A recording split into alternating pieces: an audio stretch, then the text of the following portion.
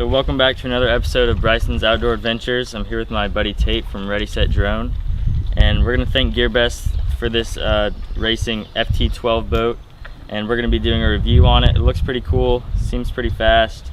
We're excited to get it out there and test it out. This is the FT12 racing boat. It's pretty solid, I must say. It definitely has some heft to it. You can see here in the back you have your brushless motor, which doesn't want to turn. And then I'm not sure what this does, or what these do. That looks like a rudder, maybe for steering, and then not really sure what these would be, maybe just for tracking it and keeping it going straight. Yeah, alright.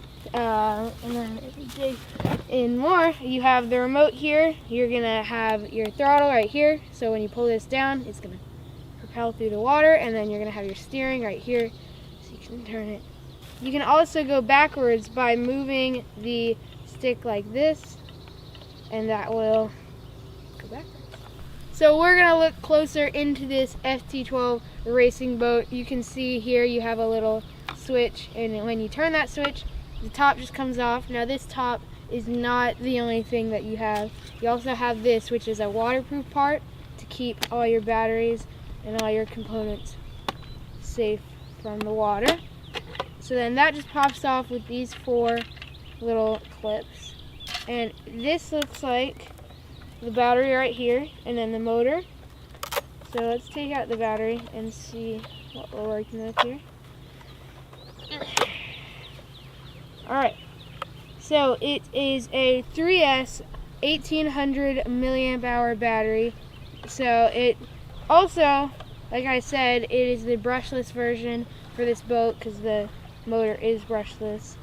And yeah, that should be a good amount of power. It is a standard hobby battery, so you can find these at any typical hobby store, and you can just go pick some more up and you'll be good.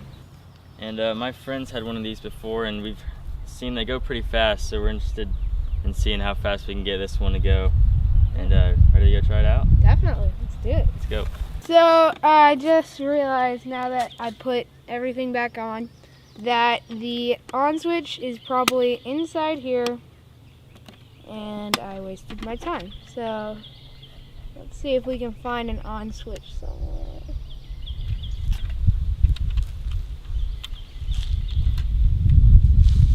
So we had some troubles turning it on and pairing it, but now it's still a little touchy because off isn't right here. Off isn't right here, it's right there. So I have to hold my finger on the remote to make sure it's off. And basically what we did is we just we had to take the cover off. There's another cover underneath here that's a waterproof cover. And then we had to plug in the battery first and then turn the remote on second, in that specific order, in order to get it to pair.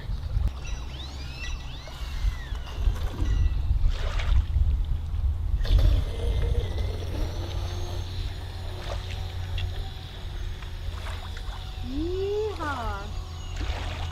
Here we go. Oh, whoa. That was awesome.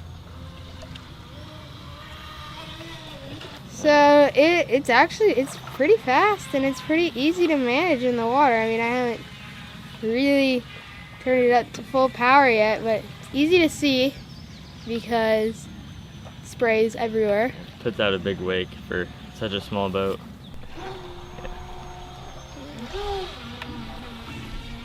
Maybe full speed. That was stupid.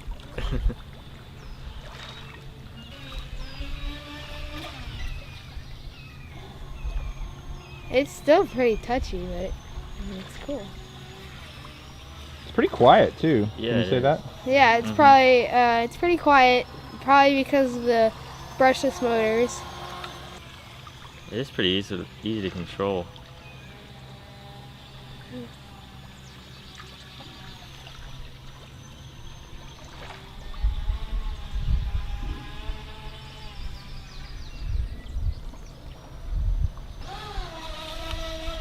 Oh God.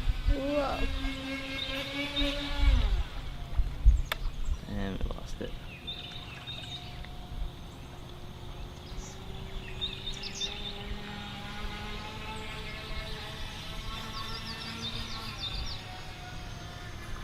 if the boat flips over, you can flip it back on its right side up by, you want to go forward with the trigger and then back with the trigger.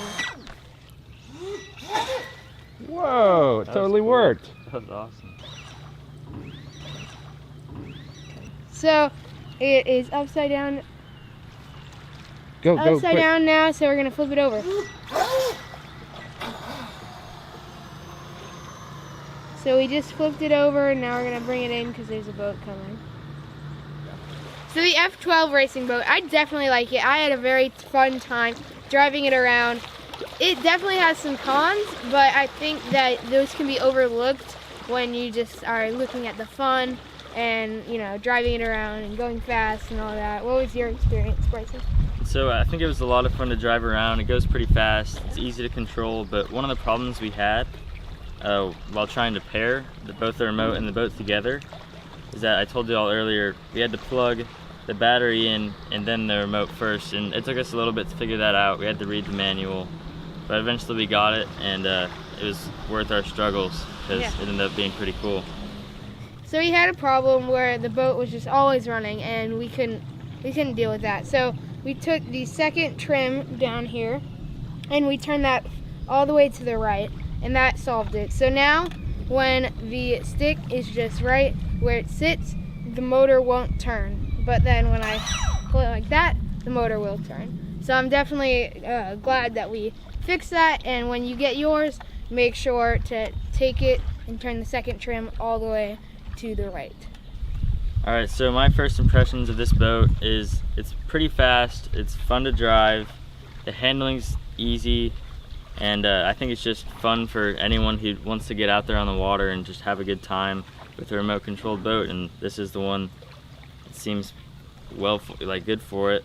I definitely agree with Bryson. I think it's high quality, definitely very fun, definitely very fast, but we did have a few issues with it, like the motor was always running, but we solved that by turning the second trim all the way to the right, and the pairing is a little bit twitchy, but that's okay. Those problems can definitely be overlooked and solved. So thanks to GearBest for providing this awesome racing boat. Definitely be sure to check out Bryson's channel, Bryson's Outdoor Adventures, and we will see you in the next episode.